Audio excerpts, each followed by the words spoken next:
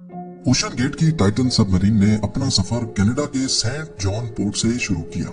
जिस लोकेशन पे इसको ओशन के अंदर डाइव करना था, ये सेंट जॉन से 700 किलोमीटर दूर नॉर्थ अटलांटिक ओशन में वाक़ई है और इसी पॉइंट पर ठंडे पानी के नीचे ओशन की गहराइयों में टाइटैनिक का शिप रिग भी मौजूद है। सैटरडे 17 जून 2023 को ये सफर शुरू किया गया और प्लान के मुताबिक अगले दिन संडे को सुबह 8 बजे टाइटन को पानी में उतारा जाना था।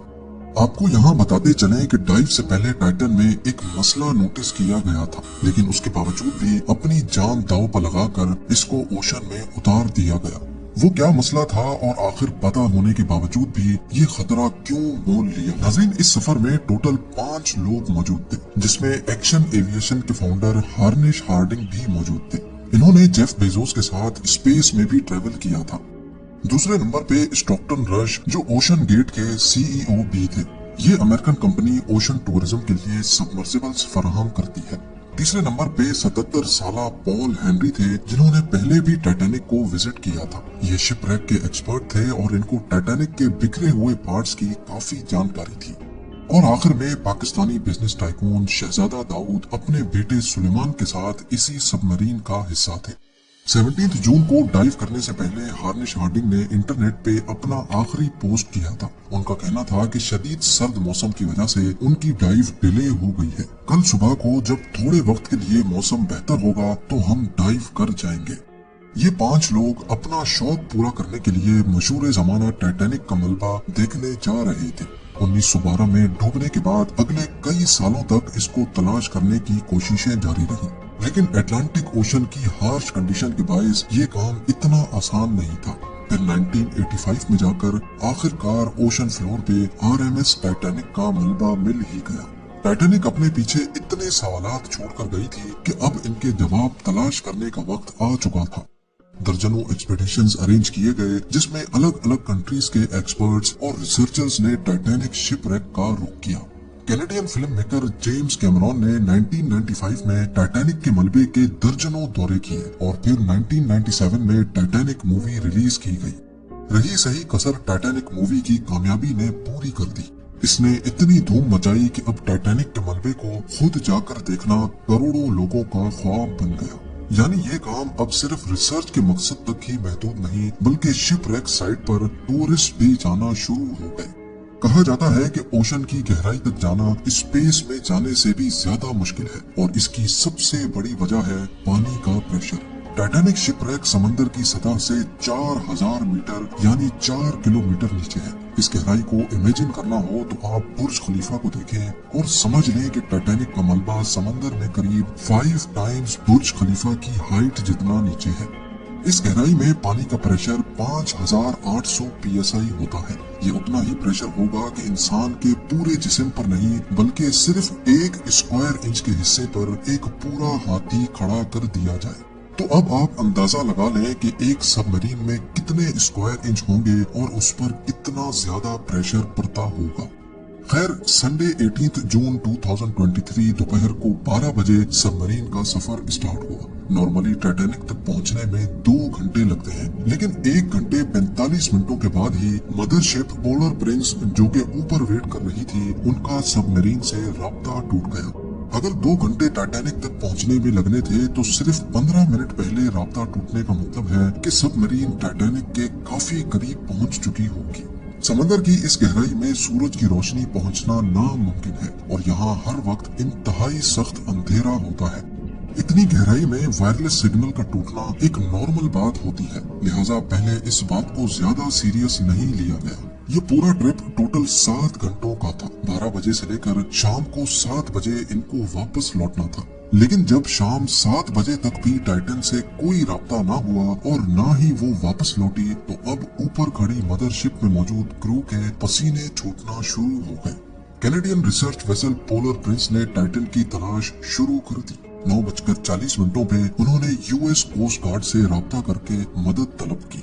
अगले दिन मंडे को यूएस और कैनेडियन शिप्स और प्लेन्स ने पूरे एरिया में एक प्रॉपर सर्च ऑपरेशन शुरू कर दिया।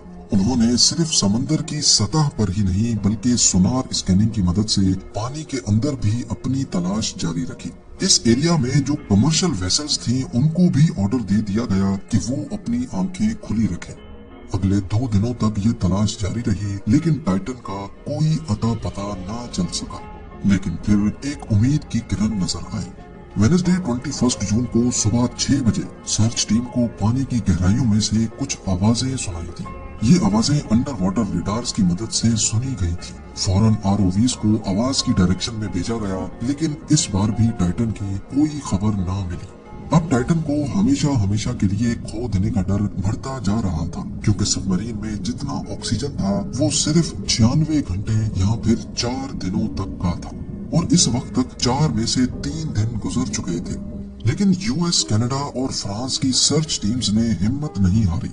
थर्सडे 22 जून को दोपहर 12 बजे आरओवीज को टाइटैनिक के मलबे के पास भेजा गया। वहां पहुंचकर जो देखा गया वो वाकई दिल दहला देने वाला मंजर था।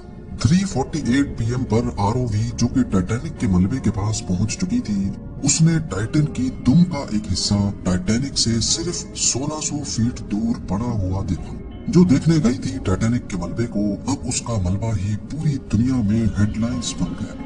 इसका सिर्फ एक ही मतलब है कि सबमरीन पानी का प्रेशर बर्दाश्त ना कर सकी और समंदर की गहराइयों में ही फट गई। इस खबर ने पूरी दुनिया में जैसे हलचल सी मचा दी। ओशन गेट की सेफ्टी पर कई सवाल खड़े किए जाने लगे। ओशन गेट के सीईओ स्टॉकटन रश, जो कि खुद इस वाक़े में अपनी जान गंवा बैठे हैं, उन्होंने 2021 में कहा था कि वो जानते हैं कि उन्होंने टाइटन को बनाते वक्त कुछ रूल्स तोड़े हैं, क्योंकि उन्होंने टाइटन को स्टील से नहीं बल्कि एविएशन ग्रेड कार्बन फाइबर से बनाया है। पर वो इस इंडस्ट्री में कुछ नई इनोवेशंस करना चाहते थे, तभी स्टील को रिप्लेस करके कार्बन फाइबर का इस्तेमाल किया गया था। पहली बार लॉन्च से पहले टाइटन को 5000 से 10,000 पीएसआई के प्रेशर पे टेस्ट भी किया गया, जिसमें वो पास हो गई थी। पर एक्सपर्ट्स का मानना है कि ओशन के अंदर हजारों किस्म की ताकतें सबमरीन पर पड़ती हैं, जिसमें न सिर्फ प्रेशर बल्कि पानी का बहाव भी होता है, जो कि लहरों की वजह से पैदा होता है। इसके अलावा अंधेरे की वजह से ये भी हो सकता है कि कोई भारी पत्थर या फिर समंदरी मखलूक सबमरीन से टकराई हो। कुछ भी हो, टाइटन की तबाही की एक वजह तो इसका कार्बन फाइबर का हल था, लेकिन दूसरी वजह इसमें पहले से मौजूद क्रैक्स भी थे। जी हाँ, टाइटन सबमरीन 2019 में कार्ल स्टैनले नामी एक बिजनेसमैन को भी लेके गई थी, और उस वक्त भी उसको ओशन गेट के सीईओ ही ऑपरेट कर रहे थे।